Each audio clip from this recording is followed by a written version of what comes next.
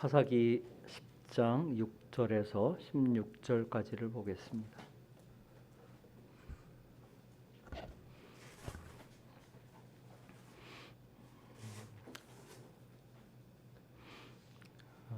장 6절에서 16절까지 한 절씩 교독하겠습니다. 제가 먼저 6절 말씀을 읽습니다.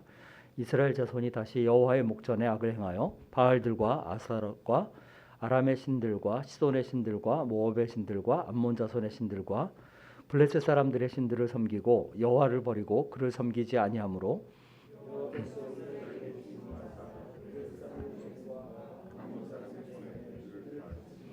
그해 그들이 요단강 저쪽 길르앗에 있는 아모리 족속의 땅에 있는 모든 이스라엘 자손을 쳤으며 18해 동안 억압하였더라.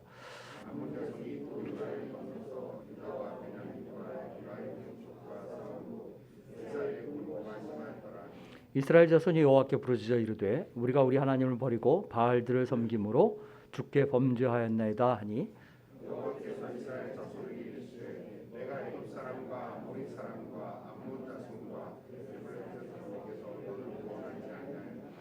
또 시돈 사람과 아말렉 사람과 마온 사람이 너희를 압제할 때 너희가 내게 부르짖음으로 내가 너희를 그들의 손에서 구원하였거늘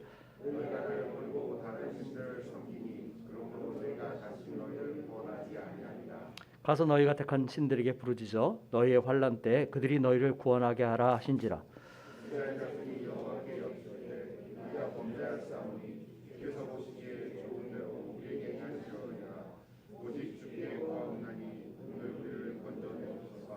같이 읽습니다. 자기 가운데에서 이방 신들을 제하여 버리고 여호와를 섬김에 여호와께서 이스라엘의 곤고로 말미암아 마음에 근심하시니라. 아멘. 폭력과 불법으로 권력을 잡았던 아비멜렉의 공포 정치가 이스라엘을 휩쓸고 지나갔죠. 마치 한바탕 경랑이 광풍이 몰아친 것 같았을 것입니다. 그 3년의 시간을 아마 이스라엘 백성들은 가슴 졸이는 두려운 나날을 보냈을 것이고 그만큼 삶은 피폐하고 고단했을 겁니다. 그런데 우리가 지난번에 본 것처럼 하나님이 돌라와 야일을 세우셔서 45년 동안 이스라엘에 평안함을 주시죠. 그들을 어루만지시고 다독이시고 그 상처를 치유하시고 하는 겁니다.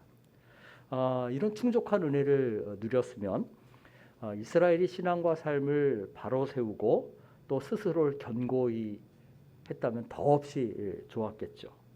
그러면 더없이 이상적이었을 겁니다. 그런데 안타깝게도 이스라엘은 이 45년의 기간 동안에 안락함만을 구가하고 그 긴 세월을 허송세월합니다. 그래서 이제부터 다시 시작하는 입다의 이야기는 서두에서 보는 것처럼 그 이스라엘의 침입한 대적 앞에서 이스라엘이 무력한 모습을 보이는 것을 우리가 보게 됩니다. 심지어는 그 백성을 이끌고 나가서 앞서서 전쟁을 수행할 만한 지도자를 찾지도 못하는, 그래서 우왕좌왕하고 당황하고 어쩔 줄 모르는 그런 모습을 보게 되는 겁니다. 왜 이런 일이 벌어졌을까? 결국은 한마디로 말하면 참담한 그 과거의 죄를 반복하고 답습하고 되풀이했다 하는 것입니다. 6절은 이렇게 시작하죠. 이스라엘 자손이 다시 여호와의 목전에 악을 행하여 라고 말합니다. 이 이스라엘 자손이 하나님 앞에서 악을 행했다, 여호와의 목전에 악을 행했다 하는 이 표현은 사사기에 8번 나옵니다. 그런데 이 말은 하나님이 보시는 앞에서 악을 행했다 이런 의미일 수도 있지만 조금 더 정확히 말하면 하나님이 보시기에 악을 행했다 이런 말이에요. 그러니까 선하냐 악하냐의 기준이 무엇입니까? 하나님의 시선이에요. 하나님의 관점이고 하나님의 판단인 겁니다. 그러니까 내가 보기에 아무리 옳아도, 내가 보기에 아무리 좋아 보여도 하나님 보시기에 아니면 그것은 악한 일이다 하는 것입니다. 그런데 우리가 아는 것처럼 사사시대 이스라엘은 어떻게 살았어요? 자기 소견에 옳은 대로 살았어요. 하나님 보시기에 옳은 대로 살지 않은 겁니다. 하나님의 뜻을 도외시하고 내 생각대로, 내 마음대로, 내 뜻대로, 내 판단대로 그렇게 사는 거예요. 그것이 사사시대의 전체의 역사죠. 그리고 오늘 우리는 이 8번째 사사인 입다 이야기의 서론 부분에서 안타깝게도 그 불행한 이야기가 되풀이되는 것을 보게 됩니다. 그래서 저자는 여기서 다시 악을 행했다라는 말을 쓰고 있어요. 근데 이 다시라는 말은 그냥 단순한 반복이 아닙니다. 이것은 조금 더 정확히 말하면 더하다, 영어의 add 같은 거죠. 더하다 혹은 증가하다, 늘어나다 이런 뜻을 가진 말이에요. 그러니까 똑같은 패턴으로 그냥 단순하게 반복되는 것이 아니라 어떻게 되어가는 거예요? 점점 더 심해져 가고 깊어져 가는 것입니다. 그래서 실제로 6절 그 내용을 보면 이스라엘이 섬긴 신의 목록, 우상들의 목록이 쭉 열거되죠. 그런데 온갖 잡신들, 온갖 우상들을 다 섬깁니다. 이 우상이 몇 가지입니까? 바알과 아세라와 또 바알과 아스타롯과 아람의 신들, 시돈의 신들, 모압의 신들, 암몬의 신들, 블레셋 사람들의 신들 전부 7가지예요. 이 7가지의 신을 열거하는 것을 가만히 생각해보고 거기에 나타나는 민족들의 이름을 이렇게 생각해보면 마치 신명기 7장에 나오는 가나안 7족속을 연상하게 하는 그런 효과가 있어요. 그러니까 이 신들이든지 이 이방 민족들은 이스라엘이 하나님의 뜻을 따라서 정복하고 또 이겨내야 할, 물리쳐야 할 그런 상대인 거죠. 그런데 지금 상황이 어떻게 됐어요? 이스라엘이 그들에게 복속한 것입니다. 그들의 신을 섬긴 거예요.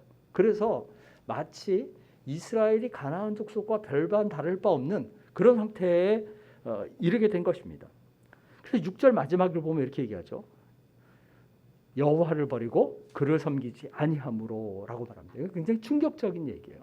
우리가 이스라엘에 대해서 옛날 이스라엘 민족 이렇게만 생각하니까 이게 우리에게 확 와닿질 않아요. 근데 한번 이렇게 생각해 보세요. 이스라엘이 구약의 교회였죠. 그러면 오늘날 교회가 하나님 섬기기를 포기하고 온갖 잡신들과 세상 사람들이 섬기는 우상을 섬겼다. 그런 일이 있을 수 있습니까? 이거는 말도 안 되는 일이 벌어진 거예요. 그러니까 7절 이하에서 하나님이 이스라엘에게 보이는 반응은 당연한 반응입니다. 하나님이 이스라엘 향해 진노하시죠. 그런데 이 7절 이하의 내용을 보면 하나님이 이전에도 이스라엘의 죄에 대해서 불순종해서 진노하셨죠. 근데 이 7절 이하의 내용을 낱낱이 뜯어보면 예전과는 조금 반응이 달라졌다. 하나님이 이스라엘을 대하는 태도가 달라졌다 하는 것을 알게 됩니다.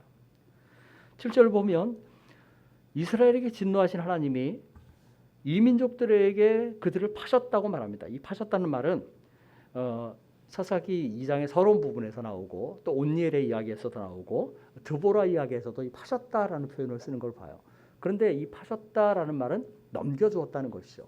그들에게 굴복당하도록 또 패배하도록 하나님이 허락하셨다는 겁니다. 그러니까 이 파셨다는 말은 이스라엘의 죄에 대한 하나님의 징계, 징벌을 의미하는 그런 말이에요. 그런데 우리가 사사시대의 역사를 쭉 지금 살펴봤지만 이전까지는 하나님이 이스라엘 징벌하시면서 이민족에게 이스라엘을 파시는데 두 민족에게 동시에 파신 일은 없었어요. 그런데 이제는 어떻게 됐어요? 두 민족에게 블레셋과 암몬에게 동시에 이스라엘을 팔아버리시는 겁니다. 이 블레셋은 이스라엘 지도를 놓고 보면 남서쪽에 위치한 민족이고 암몬 자손은 북동쪽에 있는 자손이에요. 블레셋은 요단강을 중심으로 해서 보면 서편에 있는 민족이고 암몬은 동편에 있는 민족입니다. 그러니까 이걸 가만히 구도로 생각해 보면 이스라엘이 얼마나 심각한 고통에 시달렸을까를 알 수 있어요. 위와 아래에서 동시에 압박을 하는 것이죠. 요단 한편만 아니라 양편 지역이 다 시달리는 것입니다. 그만큼 하나님이 크게 진노하셨다. 엄청나게 화가 나셨다라는 것을 알 수 있어요. 더구나 9절에서 언급하는 지파들을 보세요. 이때 18년 동안 압제를 당하는데 그 억압을 당할 때 주로 시달린 지파가 어디입니까? 유다와 베냐민과 에브라임 족속이에요. 유다, 베냐민, 에브라임은 여러분들이 이스라엘 12지파의 그 배치를 이렇게 보면 어디에 위치해 있냐면 이스라엘의 중심부에 위치해 있습니다. 어떤 분은 이걸 허리에 위치해 있다 이렇게 표현합니다. 그래서 한마디로 말하면 이스라엘 백성이 중추가 되는 지역이 타격을 받은 거예요. 그래서 허리를 못 쓰게 됐다 이렇게 표현하는 분도 있어요. 실제로 이스라엘 역사를 보면 이 베냐민, 에브라임, 유다 지파가 가장 중심적인 역할을 하는 지파인 것을 나중에도 보게 됩니다. 그러니 얼마나 이스라엘이 고통을 받았겠습니까? 더구나 그 억압의 강도가 말할 수 없이 커요. 그 대적들이 이스라엘 쳤다고 말하고 또 그들을 억압했다 그렇게 말합니다. 쳤다는 말은 이 산산조각 냈다는 거예요. 완전히 부숴버렸다는 것입니다. 근데 쳤다고 말하고 이어서 억압했다는 말을 쓰는 것을 보면 이 억압했다는 말도 같은 의미의 말이긴 한데 조금 더 리얼하게 그 실감나게 표현하자면 으깨어 버렸다는 거예요. 그러니까 그냥 부수고 끝나는 게 아니라 완전히 가루가 되도록 뭉겨버렸다 이런 의미를 가져요. 그러니까 이스라엘이 28년 동안에 얼마나 고통을 당하고 얼마나 심하게 학대를 당했는지 그렇게 알 수 있습니다. 그러니까 9절 마지막에 있는 것처럼 이스라엘의 곤고가 심하였다는 말이 당연한 말이에요. 이 곤고가 심했다는 것은 비좁은데 갇혔다는 거예요. 옴쭉달싹할 수 없는 그런 상황이 된 겁니다. 숨도 마음대로 쉬지 못했겠죠. 얼마나 피폐하고 얼마나 고통스러웠겠습니까? 그래서 결국은 어떻게 해요? 마침내 하나님께 부르짖습니다. 10절 보면 이스라엘 백성이 이렇게 부르짖어요. 우리가 우리 하나님을 버리고 바알들을 섬김으로 주께 범죄하였나이다 라고 말합니다. 이전에 이스라엘 하나님께 부르짖을 때 어떻게 부르짖었나 한번 생각을 해보세요. 온니엘 때도 에훗 때도 드보라와 기드온 때도 이스라엘은 하나님께 부르짖었어요.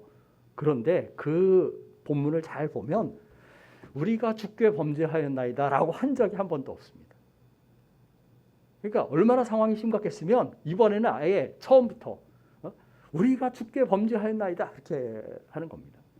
그러니까 이스라엘이 이전에는 그냥 하나님 좀 살려주세요, 도와주세요 이렇게만 얘기를 했어요. 그러다 보니까 하나님이 기드온 때 뭐라고 하셔요?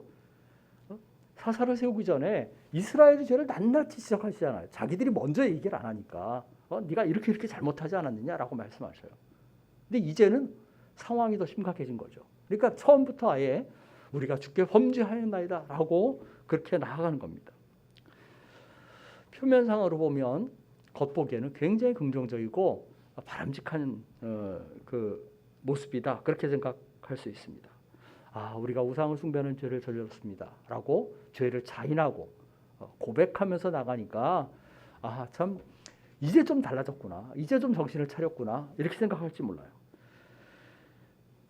이스라엘이 이렇게 하나님께 나아갔다면 이전에 그냥 부르짖기만 했는데도 하나님이 구원해 주셨는데 하나님 우리가 잘못했습니다 라고 나아갔으니까 하나님이 어떻게 하실 것 같아요? 아이고 그래 내가 지금 당장 구해줄게 그럴 만하잖아요. 아마 이스라엘 백성도 그런 기대를 했을 거예요. 그런데 11절부터 14절까지 길게 말씀하시는 내용의 그 요점이 뭡니까? 한마디로 냉랭한 냉정한 거절입니다. 노 하시는 거예요. 한마디로. 하나님의 이런 의외의 반응에 이스라엘 사람들은 굉장히 당혹스러웠을 것입니다. 하나님 우리에게 이렇게 반응하신 적이 없었는데 그랬을 거예요. 자기들이 매달리고 부르짖고 부탁하고 하면 하나님은 언제든지 그것을 들어주시고 구원하셨기 때문이죠. 이런 예상하지 못했던 하나님의 응답에 이스라엘 백성은 더 간절하게 하나님께 매달려요. 그래서 15절과 16절 상반절 보세요. 우리가 범죄하였사오니 주께서 보시기에 좋은 대로 우리에게 행하시려니와 오직 주께 구함나니 오늘 우리를 건져내옵소서 하고 자기 가운데서 이방신들을 제하여 버리고 여호와를 섬기매라고 말합니다. 자, 이대로 보면 이스라엘은 거듭 죄를 인정하죠. 또 회개하는 듯합니다. 한 걸음 더 나아가서 전적으로 이제는 우리가 하나님의 처분에 따르겠습니다라고 순복하는 태도를 보이는 것 같아요. 그리고 획기적인 태도의 변화를 보입니다. 우상을 다 제거합니다. 그러니까 말만 하는 것이 아니라 우리가 흔히 회개에서 말하는 태도와 행동의 변화까지 나타나요. 자, 그러면 하나님이 그래 이제 내가 너희를 구원할게 이렇게 말씀하셔야 되잖아요. 그런데 하나님의 반응이 뭡니까? 여호와께서 이스라엘의 곤고로 말미암아 마음에 근심하시니라 라고 말해요. 하나님이 이스라엘 곤고로 인해 근심하셨다 그렇게 말합니다. 이 표현은 일견 마음이 누그러졌다, 하나님의 마음을 돌리셨다 이런 말씀처럼 들릴 수 있어요. 그런데 잘 봐야만 합니다. 하나님은 사실 아무 이야기를 안 하셔요. 입을 다물어 버리십니다. 사실 하나님의 반응이 여기서 긍정적이려면 오케이, 내가 당장 구해줄게. 이래야 긍정적인 것 아닙니까? 그리고 당장 사사를 세워서 저걸 물리치셔야 되죠.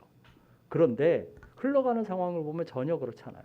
하나님은 그냥 나 몰라라 하시는 것처럼 보여요. 더구나 암몬 자손이 쳐들어왔는데 이스라엘은 지금 지도자를 세우지 못해서 찾지 못해서 우왕좌왕하고 쩔쩔맵니다. 그러니까 이렇게 보면 하나님이 마음에 근심하셨다라는 말이 마냥 긍정적으로만 들리지 않습니다. 이 마음에 근심하셨다라는 말의 뜻이 뭐겠습니까? 이 근심하셨다라는 말은 문자 그대로 옮기면 단축됐다라는 거예요. 이제 마음이라는 말은 이제 네페시라는 그 히브리어인데 영어의 소울 같은 거죠. 그러니까 영혼이에요. 그러니까 어떤 때 생명이라고 번역되기도 합니다. 그래서 어떤 분들은 이렇게 말합니다. 하나님의 마음에 근심하셨다는 것은 그 신인 동영론적인 표현이지만 하나님의 생명이 단축됐다 이런 의미라는 거죠. 하나님의 생명이 짧아졌다. 그러니까 하나님 전혀 행복하지 않으셨다는 거예요. 그 나날이 즐겁고 막 복되고 그러면 얼마나 이렇게 만족스럽겠습니까? 근데 전혀 만족스럽지 않았다. 뭐 이런 식으로 해석을 합니다. 그런데 자, 무언가가 짧아지고 단축됐다는 말은 뭐예요? 내 마음이 짧아졌다. 여유가 없어진 거예요. 그죠? 넉넉하지 않은 거예요. 그 말은 뭐예요? 참을 수 없는 지경이 됐다는 거예요. 쉽게 말하면 견딜 수 없게 됐다는 겁니다. 뒤에 이제 삼손 이야기가 보면 들릴라와 삼손 이야기가 나오죠. 16장에. 그런데 그때 블레셋 사람들의 사주를 받은 들릴라가 삼손의 힘이 어디에서 나오는지 알려고 굉장히 애를 씁니다. 그래서 어떻게 해요? 날마다 삼손에게 매달려서 재촉하고 졸라대죠. 도대체 이 힘의 근원이 어디에서 나오는지 알려달라는 거예요. 당신 나를 사랑하면 그 정도는 알려줘야 되지 않느냐. 허구한 날 매일 졸라대는 거죠. 그러니까 뭐라고 말하냐면 삼손이 번뇌해서 죽을 지경이다 그렇게 얘기를 합니다. 번뇌했다라고 번역된 말이 바로 여기에 하나님이 근심하셨다는 말과 똑같은 말이에요. 이 말의 뉘앙스를 이해할 수 있겠죠. 하나님이 못 견딜 만큼 심경이 못 견딜 만큼 그렇게 되셨다는 거예요. 그럼 도대체 하나님이 뭘 못 견디셨을까? 대부분의 번역 성경들과 해석자들은 여기서 하나님이 견디지 못하신 것은 이스라엘의 고통이다 이렇게 얘기를 합니다. 그러니까 우리말 성경의 번역도 그대로 그렇게 돼 있어요. 그러니까 하나님이 이스라엘이 고통당하는 것을 더 이상 두고 보실 수 없었다는 거예요. 뒤에 이제 자세히 얘기하겠지만 사실 이때 이스라엘의 회개는 거칠이고 피상적인 거예요. 그런데 하나님 그걸 다 알고 계시죠. 그럼에도 불구하고 하나님 자기 백성을 사랑하시고 불쌍히 여기셔요. 그래서 그들이 당하는 고통을 그냥 이게 눈여겨보실 수가 없는 겁니다. 견딜 수가 없어요. 고통이. 긍휼이 풍성하신 하나님이 그들이 고통을 당하는 거 보니까 마음이 괴롭고 아프신 거예요. 마치 이런 거죠. 아무리 엇나가고 늘 잘못하고 부모 말을 듣지 않는 그런 자식이라도 또 돌이키지 않는 자식이라도 그 자식이 나쁜 일을 하는 것을 보면서 또 그것 때문에 고통을 당하는 걸 보면 부모의 마음은 아프죠. 그렇죠? 그건 견딜 수 없는 슬픔입니다. 여전히 사랑하는 마음이 있기 때문에 그 자식이 당하는 고통은 오롯이 부모의 고통이 됩니다. 어떻게든 그래서 그 고통을 덜어주려 하는 것이 부모의 마음이에요. 이게 우리를 향한 하나님의 마음이다 하는 겁니다. 우리의 곤고가 우리가 당하는 고통이 하나님의 근심이 된다 하는 거죠. 이렇게 해석하는 것도 틀린 것은 아닙니다. 그러니까 성경 전체를 봐도 하나님이 우리의 고통을 외면하시지 않고 어떻게든 죄 가운데 있는 우리지만 우리를 사랑하셔서 우리를 건지시려고 하죠. 그것이 가장 극명하게 나타난 게 어디입니까? 예수 그리스도의 십자가 죽음이에요. 우리가 죄 때문에 죽고 영원히 멸망하는 것을 하나님은 두고 보실 수가 없으셨어요. 그래서 자기의 독생자를 아낌없이 내어주십니다. 예수 그리스도는 우리가 죄 가운데 멸망하는 걸 두고 보실 수가 없었어요. 그래서 하늘의 그 보좌를 버리시고 십자가에서 물과 피를 다 쏟으시기까지, 그리고 우리를 사랑하시는 것입니다. 오늘 저나 여러분에게 있는 말 못할 고통과 슬픔이 뭘까 한번 생각해 보시기를 바랍니다. 때로는 사방으로 우겨싸움을 당하는 것 같고 부수어지고 으깨지는 것 같은 그런 아픔과 슬픔과 고통을 우리가 세상에 당할 수 있어요. 그런데 우리를 사랑하시는 그 하나님은 우리가 당하는 그 고통을 똑같이 느끼시고 아픔을 느끼신다는 거예요. 그래서 이스라엘을 구원하셨던 것처럼 또 우리에게도 반드시 구원의 손길을 내미시고 우리를 도와주실 것이라 하는 것입니다. 하나님은 우리의 곤고로 인해서, 고통으로 인해서 근심하신다 하는 말씀을 기억하면서 한편 위로를 받으시기를 바랍니다. 자, 그런데 제가 지금 이 이야기를 하면서 이렇게 해석하는 것도 틀린 것은 아니다라고 이야기하는 것을 잘 들으셔야 돼요. 이 얘기는 뭐예요? 16장 후반절의 이 말씀은 좀 달리 볼 필요가 있다, 이 얘기입니다.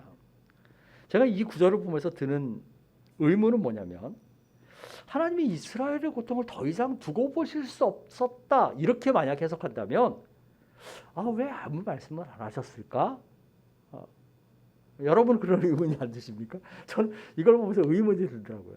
하나님이 이스라엘의 고통 때문에 근심하셨다면, 그렇게 마음이 괴로우셨다면, 정말 못 견디실 정도였다면 왜 아무 말씀 안 하셨지? 또 이스라엘이 사사를 구하는 것 때문에, 지도자를 찾는 것 때문에 우왕좌왕하는데 하나님 곧바로 사사를 세우시지도 않아요. 또 입다 이야기를 우리가 뒤에 이어지는 걸 보게 되면 하나님이 입다를 불러 세우셨다 이 이야기도 나오지 않습니다. 물론 장로들이 입다를 갖다가 찾아가서 권유하고 부탁하는 과정을 통해서도 하나님은 그를 부르셨을 수도 있죠. 그런데 이전에는 어떻게 했어요? 하나님 직접 부르셨죠. 그죠? 그런데 이제는 어떻게 해요? 사람들이 찾아가서 사사를 세우는, 겉으로 볼 때 그런 모양이 나타나요. 이걸 보면 하나님이 근심하셨다라는 말이 조금 달리 읽힌다 하는 겁니다. 어떤 분은 이 하나님이 근심하셨다는 말을 하나님이 견딜 수 없는 심정이 되셨다, 하나님이 도저히 참을 수가 없으셨다, 그래서 이거를 하나님이 짜증이 나셨다 이렇게 번역을 합니다. 자, 그러면 하나님 무엇 때문에 짜증이 나셨을까? 도대체 무엇 때문에 짜증이 나셨을까요? 제가 찾은 해답은 그 앞에 나오는 이스라엘의 곤고로 인하여 할 때 곤고라는 말입니다. 이 곤고라는 단어는 히브리어로 아말이라는 말이에요. 그런데 이 말은 수고나 노역을 뜻하는 말입니다. 그래서 거기서 의미가 더 확장이 돼서 결국은 고생, 고통이라는 뜻을 갖게 됐어요. 근데 원어의 그 원어 사전을 보게 되면 이 아말이라는 말을 번역하면서 이게 소모적인 노력이다 이렇게 얘기합니다. 자, 소모적인 노력이라는 말의 의미가 뭡니까? 어떤 노력이 결과를 거두면 그건 소모적인 것이 아니죠. 그죠? 근데 소모적인 노력은 뭐예요? 계속 노력을 기울이는데 그 결과가 없는 거예요. 한마디로 말하면 헛수고인 거죠. 헛된 노력이라는 거예요. 그러니까 하나님이 이스라엘을 딱 보면서 이스라엘의 헛된 노력 때문에, 헛수고 때문에 마음에 견딜 수 없는 심정이 됐다. 도저히 참을 수 없는 지경이 됐다. 이 얘기입니다. 자, 그럼 이스라엘의 헛수고가 뭐겠습니까? 그들의 헛된 노력이 뭐겠습니까? 그들이 하나님께 매달려 간구한 거예요. 그 앞의 내용이죠. 그들이 자기들의 죄를 인정하고 고백한 일입니다. 우상을 제거하고 하나님을 섬긴 일이에요. 자, 이렇게 보면 이거 깜짝 놀랄 만한 일입니다. 정말 충격적인 말씀입니다. 이거는 다 바람직한 거잖아요. 우리가 볼 때 하나님께 기도하는 것이 바람직한 일이죠. 그죠? 자기의 죄를 고백하고 인정하는 것이 바람직한 일이죠. 우상을 제거하는 것만큼 칭찬할 말이 일이 어디 있겠습니까? 이제는 우리가 하나님만 섬기겠습니다. 그리고 하나님께 예배를 충실하게 드렸다. 정말 박수칠 만한 일입니다. 근데 하나님이 그것을 견딜 수가 없다, 참을 수가 없다 이렇게 말씀하는 겁니다. 왜 그랬을까요? 이 행위들이 다 거칠애인 것이죠. 한마디로 피상적인 회개인 것입니다. 이건 당장 닥친 고통이나 위기를 모면하려고 하는 일시적인 몸짓이고 태도고 방편인 거예요. 이걸 단적으로 알 수 있는 것이 15절 말씀입니다. 10장 15절에 이렇게 얘기합니다. 이스라엘 자손 여호와께 여쭈되 우리가 범죄하였사오니 주께서 보시기에 좋은 대로 우리에게 행하시려니와 오직 주께 구하옵나니 오늘 우리를 건져내옵소서. 이렇게 말합니다. 이걸 세 번역으로 읽으면 조금 더 분명하게 의미가 들어와요. 우리가 죄를 지었습니다. 주님 뜻대로 다 하십시오. 그러나 오늘만은 우리를 구출하여 주십시오. 무슨 얘기예요?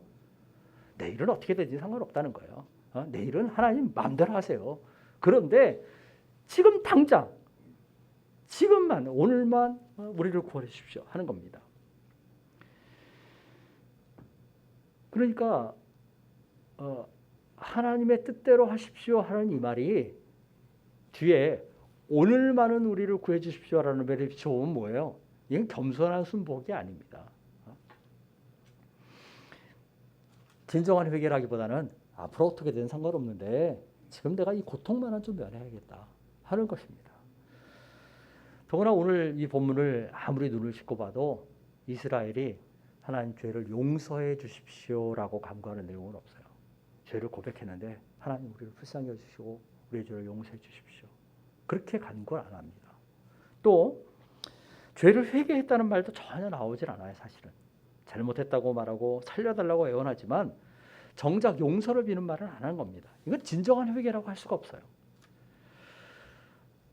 하나님이 간절히 매달리고 태도의 변화를 보이는 이스라엘에게 왜 냉정하게 대하시겠습니까? 왜 마음 말씀을 안 하시겠습니까? 그 본심을 아시기 때문이죠. 이것이 위선적인 회개고 피상적인 회개고 일시적인 눈가림이라는 것을 아신 거예요. 그래서 그들의 헛된 노력에 내가 진절머리가 난다 이렇게 얘기하시는 것입니다. 내가 지긋지긋하다. 내가 견딜 수가 없다. 이런 반응을 보이시는 거예요. 우리가 이 말씀을 심각한 경고로 받아들여야만 합니다. 물론 이후에 전개되는 이야기를 보면 그럼에도 불구하고 하나님은 입다를 세우셔서 이스라엘을 구원하셔요. 이스라엘의 고통을 그대로 두고 보실 수 없는 하나님의 긍휼하심 때문이죠. 그러나 아까 말한 것처럼 하나님이 입다를 직접 불러 세웠다는 말씀이 없는 것을 보면 이때 하나님이 얼마나 단단히 화가 나셨나 그것을 충분히 알 수가 있습니다. 저나 여러분이 내가 매달리기만 하면 하나님은 언제든지 즉각 응답하실 거다. 이런 생각을 버려야만 합니다. 내가 도와달라고 부르짖으면 하나님은 언제든 선뜻 손을 내미실 거야. 이건 착각입니다. 내가 죄를 고백하고 짐짓 경건한 모습을 보이면 또 하나님 앞에 엎드리는 자세를 취하면 하나님 마음이 약해지셔서 나를 구원해 주실 거야. 그렇게 생각하지 말아야 돼요. 만약에 우리의 부르짖음이나 그 기도나 예배나 하나님께 나아감이 진실함이 결여된 것이라면 그저 당상의 일시적인 고통을 면하기 위한 것이라면 하나님은 그 헛된 노력을 보시고 오히려 진저리를 내신다 하는 겁니다. 오늘 본문 전체를 보면 하나님은 우리의 죄를 못 견뎌 하시죠. 우리가 그 죄를 반복하고 그 죄가 깊어져 가는 것을 못 견뎌 하십니다. 그런데 무엇보다 못 견뎌 하시는 것은 뭐냐면 우리가 위선적인 태도로 하나님 앞에 나아가는 겁니다. 모양새만 그럴듯한 거칠의 회개, 외식적인 회개, 상황 모면용 회개는 하나님 기뻐하시지 않는 것입니다. 가나안의 종교도 그렇고 세상의 모든 종교는 정성을 쏟으면 신이 감복해서 거기에 응답하는 것으로 그렇게 여깁니다. 그래서 우리가 이제 흔히 아는 것처럼 백일치성을 드리죠. 그죠?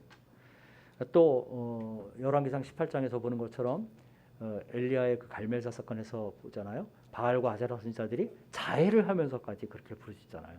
그건 신이 감동을 하게 하기 위해서 하는 행위입니다. 그런데 그런 행위를 가만히 보면 그때는 그 사람의 내면이 얼마나 진실한가 하는 거는 그러니까 간절하면 모르겠는데 진실한가 하는 건 전혀 상관이 없어요. 그 사람이 얼마나 의롭고 올바른 삶을 살았는가 이것도 상관이 없어요. 그 사람이 간구하는 내용이 정말 의로운 일인가 건전한 일인가 선한 일인가 이건 상관이 없어요. 자기의 욕심을 이루기 위한 것이라도 그냥 간절하게 구하고 그 신을 감복시키기만 하면 되는 것이죠.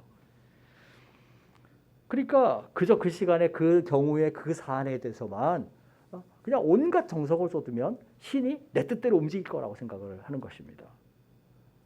우리가 하나님을 잘못 섬기는 가장 심각한 잘못된 태도 가운데 하나가 이거예요.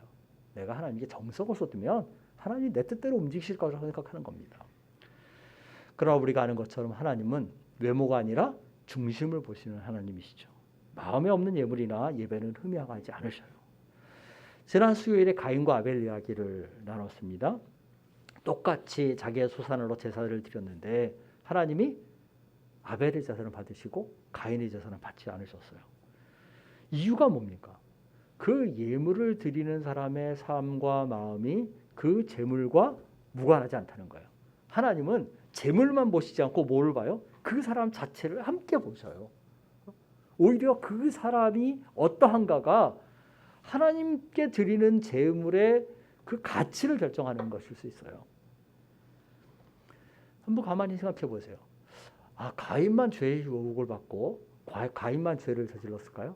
아벨은 정말 죄를 안 짓고 아주 그냥 거룩하고 흠이 없는 삶을 살았을까요? 그렇지 않을 거예요. 그러니까 죄가 세상에 들어온 타락한 세상에 살면서 아벨 역시도 죄의 이끌림을 받았을 것이고 죄를 지었을 것입니다. 그런데 아벨에게는 뭐가 있었어요? 하나님을 향한 중심이 있었어요. 그리고 죄에 넘어지지만 어떻게든 하나님을 기쁘시게 하는 삶을 살려고 하는 그런 마음이 있었던 겁니다. 그 마음으로 하나님을 사랑하는 마음으로 감사하는 마음으로 예물을 드린 것이죠. 이게 믿음으로 사는 삶이에요. 그러니까 그런 중심이 담긴 예물을 하나님이 받으시는 것이죠.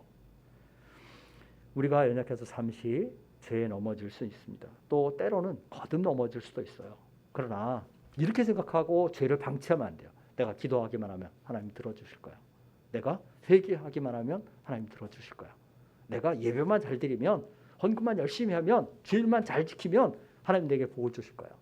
이렇게 생각한다면 이 입다 시대의 이스라엘 사람들과 우리가 별반 다를 바 없는 그런 사람들이 됩니다. 그런 것은 모두 거칠에 불과한 헛수고일 뿐이에요. 하나님은 외식적인 노력에 눈속임을 당하시지 않습니다. 그런 행위를 슬퍼하고 아파하실 뿐만 아니라 진절머리를 내셔요.